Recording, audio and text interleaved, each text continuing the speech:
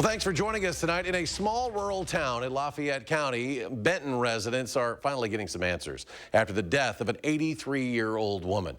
Lynne Montgomery died last month, and at the time, investigators called it suspicious. And now a 30-year-old woman, the victim's granddaughter-in-law, has been arrested and charged with her murder.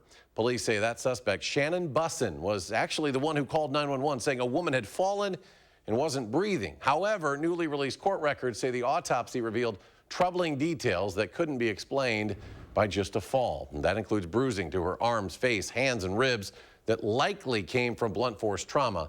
Days after her death, family members also found notes around the home appeared to have been written by the victim saying she was being attacked and injured.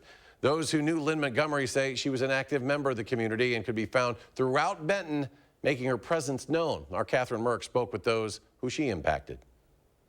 It's here at the VFW in Benton, where members of this community tell me Lynne Montgomery frequented monthly games of bingo and lunches with her friends. After her death, they tell me now there's going to be a large place at this table that's going to be left empty. Seems like I've always known her. Farrah Morrissey and Vicky Ferry are remembering all the memories they shared with Lynne Montgomery. Deeply involved in the church. I know she's been coming in here for lunch for years. When Dad had a stroke, she went to the hospital to visit him. She sang in the choir. She set up the garage sale. She was an amazing organizer, and then she would turn around and work the event too. Somebody who was just always around and would help you and give you a hug when you needed it.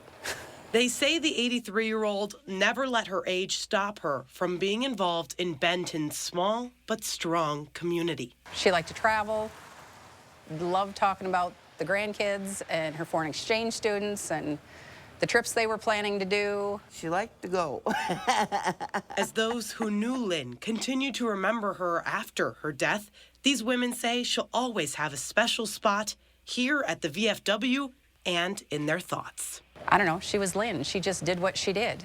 That we'll just have to go on and do what she would want us to do to the best we can.